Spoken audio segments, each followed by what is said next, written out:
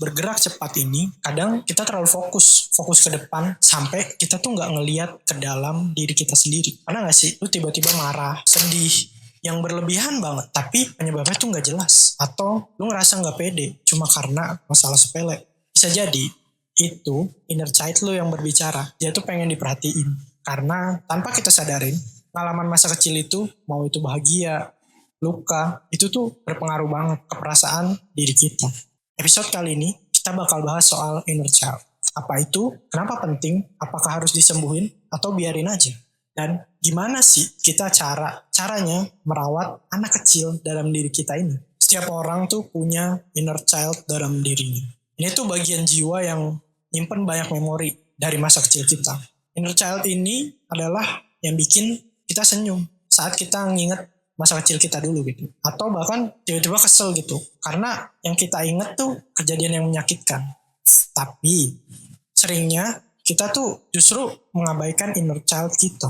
Ini karena ya kita tuh udah sibuk lah sama rutinitas kita sehari-hari. Nah, di episode ini tuh gue akan coba mengulik lebih dalam. Ini masih di segmen develop ya.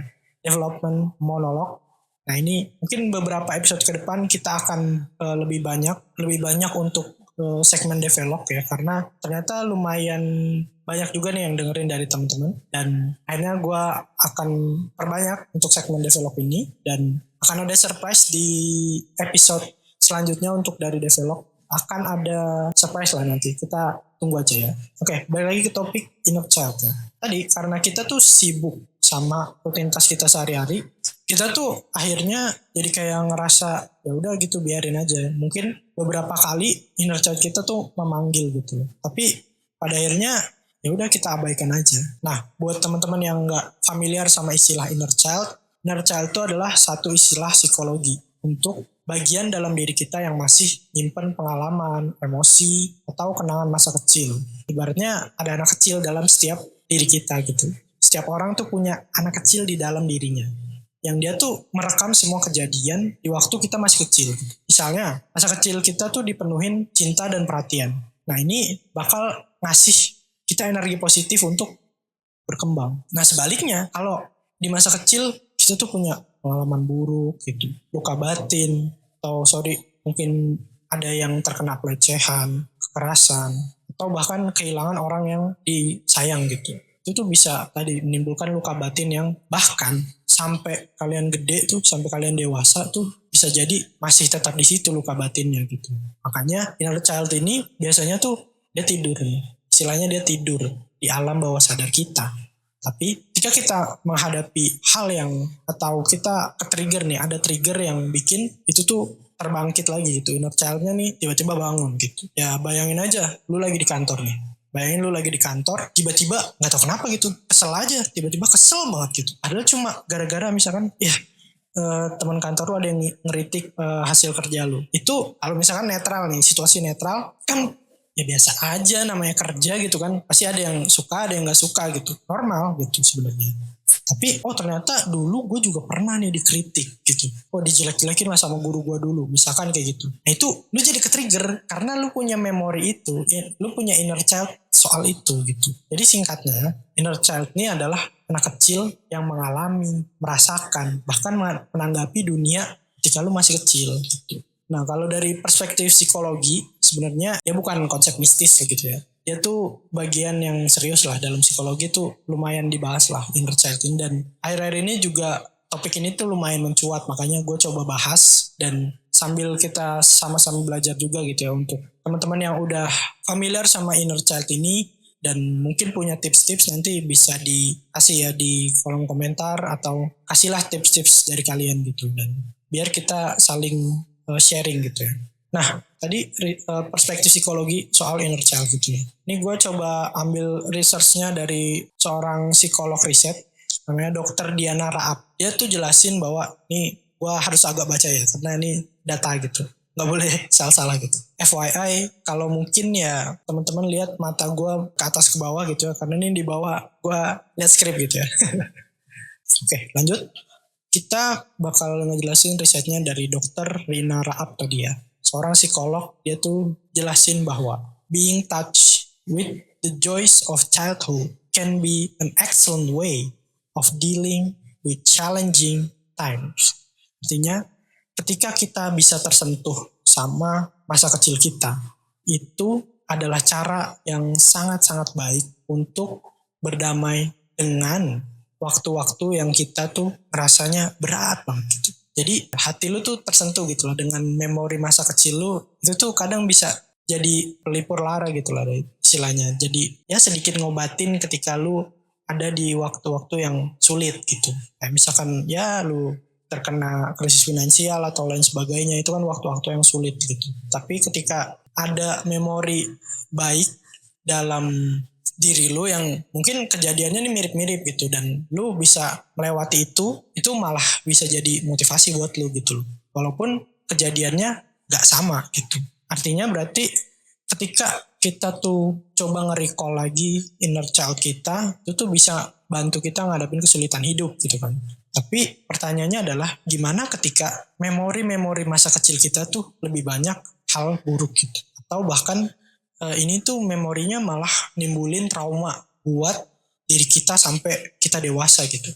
Rasa sakitnya tuh malah muncul terus-terusan saat kita dewasa dan ini tuh ada hubungannya sama kebutuhan kita yang tidak terpenuhi gitu. Soal me time, soal juga validasi diri gitu.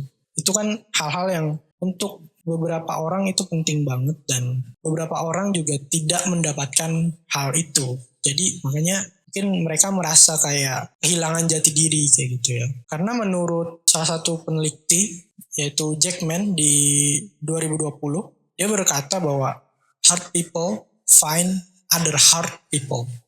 Artinya orang yang terluka bakal ketemu juga sama orang yang terluka juga gitu. Karena kalau kita coba mengobati inner child kita tuh yang itu punya memori buruk dan bikin kita trauma, itu justru bikin kita bisa mendapatkan kehidupan yang sesungguhnya gitu. Mendapatkan kehidupan yang lebih mindfulness gitu.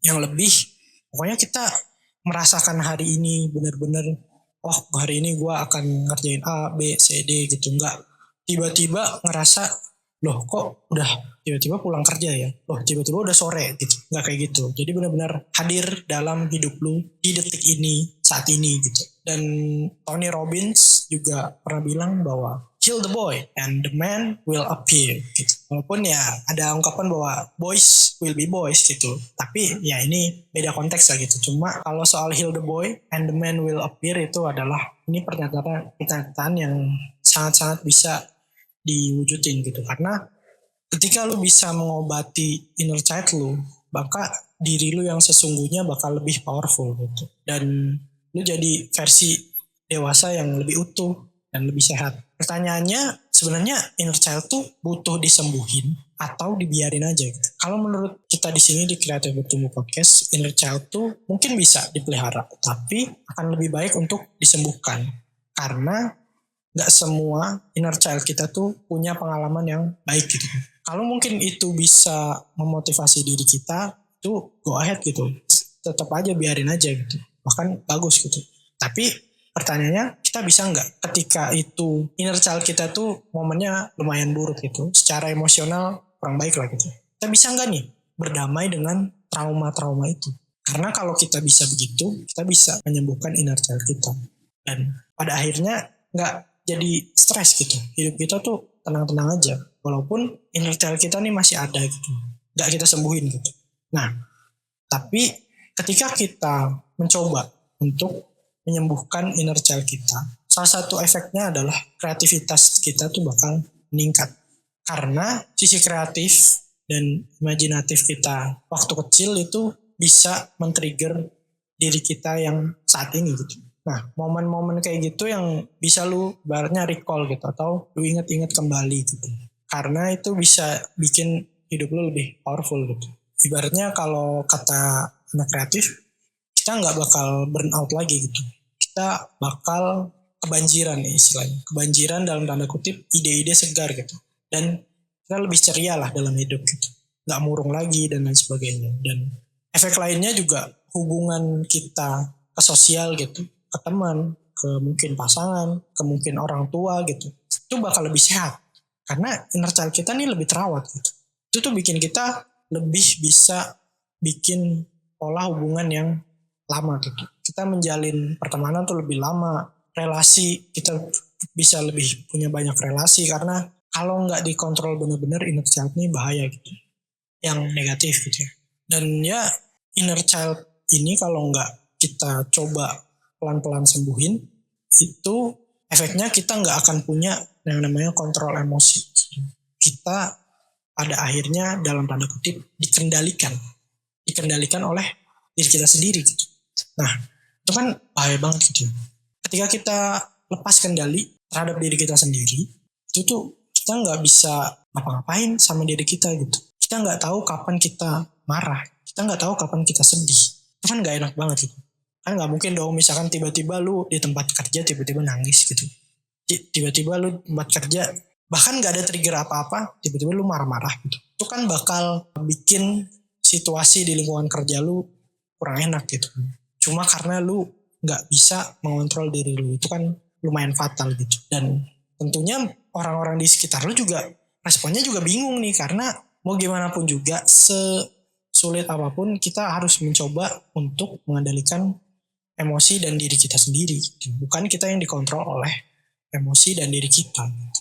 Nah, selanjutnya juga kita kalau nggak nyembuhin inner child itu bikin otomatis PD kita bakal turun. Kenapa? Kalau kita bikin inner child kita tuh terus-terusan muncul gitu. Nah, tapi kalau kita menjaga hubungan baik sama inner child kita, itu tuh bikin percaya diri kita meningkat. Jadi ketika kepercayaan diri kita meningkat, motivasi kita juga ikut meningkat gitu. Karena kita udah menjaga hubungan baik dengan inner child. Kita jadi ngerasa lebih lengkap lah gitu secara personal, secara pribadi gitu. Karena kita ibaratnya udah menyatukan diri kita yang dulu dengan yang sekarang. Jadi satu kesatuan. Nah, tapi sebaliknya ketika inner child kita terluka dan dibiarin aja gitu, ini tuh bisa berimbas negatif sama diri kita. Contohnya, biasanya ketika seseorang punya inner child yang belum bisa dia sembuhkan, inner child yang mungkin pengalaman buruk gitu loh di masa kecilnya. Ketika dia punya pengalaman buruk di masa kecilnya itu dan dia belum sembuh dari itu biasanya bikin dia sulit berkomunikasi ketika dia dewasa nantinya. Ini udah banyak kasus yang terjadi gitu ya. Biasanya anak-anak yang punya trauma masa kecil itu dia jadi cenderung lebih introvert gitu ya, atau lebih pendiam dibanding anak-anak yang lainnya gitu. Padahal nggak ada tekanan apapun dari sosialnya misalkan. Terus juga misalkan ketika dia dewasa dia bekerja, lingkungan kantornya pun tidak menekan dia apapun gitu. Tapi dia merasa inferior aja gitu, merasa takut gitu. Rasanya semua orang ini kayaknya gak suka sama gue deh. Semua orang ini ya itulah. Pikiran-pikiran negatif dia tuh lebih banyak muncul gitu. Yang pada akhirnya bikin ya udah dia dalam tanda kutip kehilangan diri dia, karena diri dia yang asli sebenarnya nggak introvert gitu. Tapi karena punya pengalaman negatif yang banyak di masa kecil itu akhirnya ya udah dia tenggelam dalam traumanya dia. Tentu kita nggak mau jadi begitu. Nah, pertanyaannya, berarti harusnya inner child tuh lebih baik disembuhin dong. Terlepas itu positif atau negatif, tapi ada baiknya kita punya cara ketika kita dalam tanda kutip dikontrol sama inner child kita. Nah, gimana sih cara kita ketika kita mau nyembuhin inner child kita? Ya menurut beberapa jurnal psikologi yang gue baca, coba deh caranya tuh adalah ingat-ingat pengalaman masa kecil kalian. Tulis aja di, ya kalau kalian suka nulis ya, kalau kalian suka nulis, tulis di kayak diary atau notes HP kalian tentang kenangan-kenangan masa kecil kalian. Semua ya. Ini yang ya apa yang kalian ingat aja gitu. Entah itu yang menyenangkan, menyedihkan, tuh tulis aja semua dulu. Karena biasanya dengan menulis itu bakal membantu kita ngelepasin emosi kita di masa lalu itu. Dan kita jadi tahu nih bagian mana yang masih butuh untuk kita sembuhin gitu. Nah itu ya, jadi ingat-ingat dulu kenapa nih gue bisa sesedih ini sekarang gitu. Apa yang udah gue lewatin gitu. Yang kedua, cara nyembuhin inner child kita itu adalah dengan meditasi atau lebih mindfulness. Buat teman-teman yang nggak familiar sama mindfulness, ya teman-teman coba cari aja. Ini udah sempet dibahas di episodenya Kreatif Bertumbuh di season 3 ya. Coba cari aja. Itu kita sempat bahas soal mindfulness dan afirmasi gitu ya. Nah, kalau kalau di sini tadi kan kita bahas soal meditasi dan mindfulness gitu ya untuk menyembuhkan inner child. Kalau untuk yang muslim biasanya sebutannya tuh zikir ya. Cuma kurang lebih sama ini, mungkin penerapannya tuh sama aja tapi mungkin teknisnya aja yang sedikit berbeda gitu ya. Ini terserah teman-teman mau pakai yang mana, tapi yang penting inner child teman-teman yang mau disembuhin tadi tuh berjalan gitu ya. Ini salah satu triknya gitu. Jadi ya kita tuh harus ngeluangin waktu buat diri kita gitu. Kita harus dengerin perasaan kita. Kita harus dengerin diri kita. Sebenarnya kita butuh untuk lebih mengerti diri kita gitu. Kasih waktu untuk diri kita tuh memproses semuanya. Jangan kayak ya udah ketika ada satu kejadian yang sebenarnya misalkan kalian harusnya marah atau harusnya nangis atau harusnya sedih, itu kalian lewatin begitu aja saat itu, mungkin kalian nggak merasa apa-apa, tapi itu bakal jadi kenangan buruk buat alam bawah sadar kalian gitu. Yang pada akhirnya di masa depan bisa jadi bakal jadi trauma gitu. Makanya kalian butuh yang namanya tadi meditasi gitu. Tenangin diri dulu kalian. Tenangin diri kalian dulu gitu. Biar hati, pikiran itu tenang semuanya gitu. Dan pada akhirnya efeknya bakal hidup kalian tuh lebih mindfulness tadi. Yaitu kalian hadir, benar-benar hadir dalam setiap detik hidup kalian. Yang ketiga, tadi kan udah ya. Tadi pertama tuh cara nyembuhin inner child nih, coba gue recap dikit-dikit. Pertama tadi nulis jurnal gitu. Kedua ada meditasi. Nah yang ketiga itu kalian bisa melakukan kegiatan yang kalian tuh seneng lakuin gitu. Misalkan entah itu hobi atau cuma ya udah kalian suka aja ngelakuin suatu hal gitu. Kalau kayak gue gitu, gue suka main bola gitu. Gue suka main game. Terus gue suka dengerin musik-musik seperti rock dan lain sebagainya gitu. Nah itu lakuin aja gitu. Kalau kalian punya suatu hal yang kalian suka, lakuin. Itu tuh bisa banget untuk nyembuhin inner child kalian gitu. Apapun itu. Tapi yang harus jadi notes adalah jangan juga ini tuh hal-hal yang kalian senangi ini mengganggu kehidupan kalian secara profesional juga gitu. Jangan sampai ganggu kerjaan. Jangan sampai uh, ini kalian lakukan di waktu yang gak tepat gitu lah. Kasih aja porsi-porsinya. Kalau kayak gue, ya gue kan kerja Senin sampai Sabtu ya. Sabtu gue masuk setengah hari, Minggu nih gue libur. Nah biasanya di Sabtu nih, Sabtu sore atau Minggu dari pagi sampai sore gitu, itu gue kasih spare waktu buat gue tuh ngelakuin hal-hal yang gue suka gitu. Entah itu gue main bola, entah itu gue nge-game dan lain sebagainya, itu gue kasih waktu gue sendiri. Biar apa? Biar tadi nggak ke distract tuh kerjaan kita, nggak tetap kerjaan kita nggak ke distract, dan juga hobi kita tetap jalan gitu. Jadi biar lebih seimbang.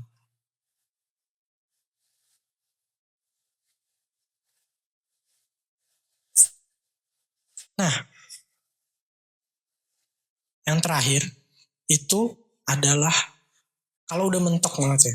Dari tadi udah bikin jurnal, terus udah meditasi, udah coba mindfulness, terus udah ngelakuin hobi-hobi kalian, melakukan kegiatan yang bikin kalian seneng, itu udah dilakuin semua, tapi kalian tetap ngerasa, aduh, kayaknya belum sembuh nih inner child gue nih, gitu.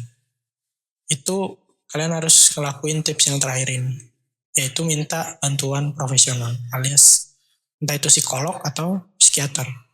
Karena kalau lu kesulitan nyari tahu apa sih luka yang pernah gue rasain dulu, atau perasaan apa sih yang bikin gue di masa sekarang tuh jadi ngerasa sedih terus gitu. Itu ketika kalian ada di posisi kayak gitu, gak usah takut.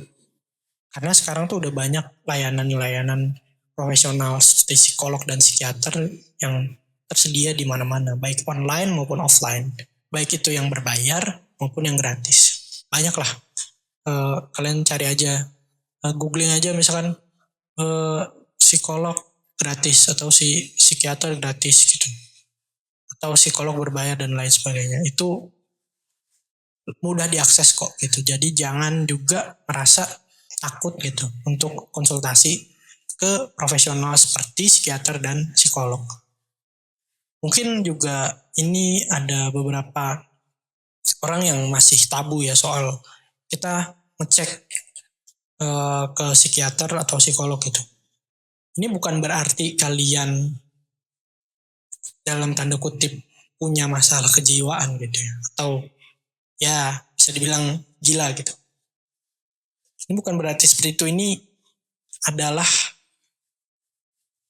situasi yang berbeda gitu. Ini kondisi psikologi aja sebenarnya. Ketika kalian belum sembuh gitu inner child-nya gitu, masih belum bisa memaafkan kejadian di masa lalu, itu bakal ke bawah-bawah sampai sekarang gitu. Dan potensi diri kalian bisa jadi nggak keluar karena tadi masih punya trauma masa kecil yang belum sembuh gitu. Kayaknya ketika kalian emang udah buntu banget nih, gimana ya kok gue nggak sembuh-sembuh nih gitu, rasanya ya sedih terus, marah-marah terus, itu emosian terus gitu. Sebabnya kalian bahkan nggak tahu gitu kenapa tiba-tiba aja gitu. Nah itu saatnya kalian minta bantuan profesional gitu loh. Nah dan juga setahu gue, buat kalian yang mungkin takut di teman-teman kalian tahu gitu, atau takut orang tua kalian tahu, biasanya psikiater dan psikolog ini juga bisa kok mereka dimintain tolong untuk menjaga ini tetap konfidensial, alias merahasiakan dan privasi kalian ini tetap terjaga gitu. Bisa kok kayak gitu. Coba komunikasiin aja, coba kasih info ke psikolog dan psikiater kalian nantinya. Misalkan kalian mau konsultasi, infoin aja bahwa saya periksa di sini, orang tua saya nggak tahu nih gitu. Kenapa? Karena mungkin ya jelasin aja alasannya kenapa gitu. Ini bisa banget kok dilakuin gitu.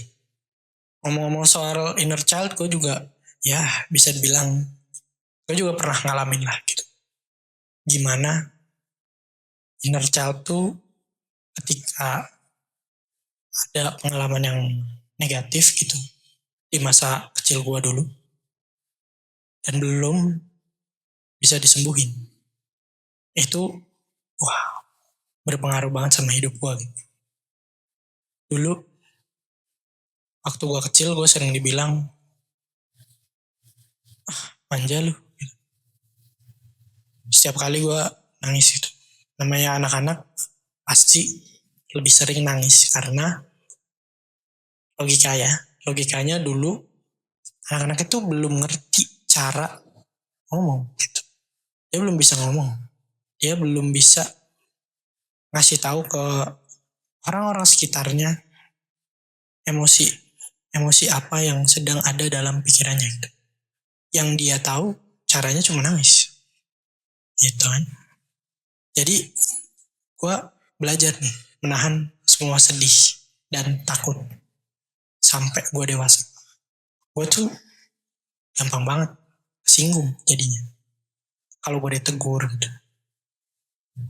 Padahal itu cuma gara-gara inner child gue yang belum sembuh.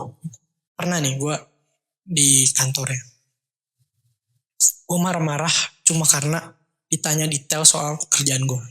Ternyata setelah gue inget-inget lagi, gue begitu karena dulu waktu gue kecil, gue tuh pernah ditanya-tanya detail kayak gini juga, tapi sama guru gue gitu. Dan di saat itu gue merasa, apaan sih lu gitu, lu kayaknya nggak harus sedetail itu nanyanya gitu, sampai teknis banget gitu. Pikiran gue saat itu mungkin, ya udah gue ngerjain tugas lu gitu, gue ngerti apa yang lu terangin dan nilai gue bagus gitu. Kenapa lu harus sampai pengen tahu banget soal gimana caranya gitu? Kenapa rasanya kayak kok dia merasa tersaingi ya sama gue? Padahal dia juga yang ngajarin gue itu. Itu gue ngerasanya. Tapi setelah gue sadar dan gue coba mulai ya nulis tentang hidup gue lah gitu. Dan gue juga mulai lebih banyak untuk zikir, terus ya meditasi juga gitu. Tipis-tipis aja gitu. Setiap pagi gitu. Gak usah lama-lama. Saat gue merasa inner child gue balik lagi tadi dan triggernya kuat gitu, itu gue coba lakuin meditasi atau zikir. Dan gue coba tarik napas dalam dan ingat-ingat lagi. Wah, ini nih Rizal kecil bangkit lagi. Dan perlahan-lahan emosi gue jadi lebih stabil. Dan hubungan dengan teman kantor justru makin baik. Gue gak tersinggung lagi kalau ditegur gitu. Karena pada akhirnya gue berani menghadapi inner child gue. Tapi bukan berarti ya teman-teman, bukan berarti kita tuh harus terjebak sama yang namanya masa lalu. Kita tuh harus kenalin inner child kita, terima lukanya, dan rawat perlahan-lahan. Dengan begitu, bukan cuma luka yang bakal sembuh, tapi kita juga bisa maju dengan lebih percaya diri dan tulus. Jadi, sayanginlah anak kecil dalam diri kalian. Kasih waktu buat dia. Tetap terbuka sama yang namanya bantuan profesional. Dan beraniin diri buat bilang, gue lagi gak baik-baik aja. Karena dari kesadaran itu, kita bisa tumbuh dengan lebih jujur, kreatif, dan bahagia.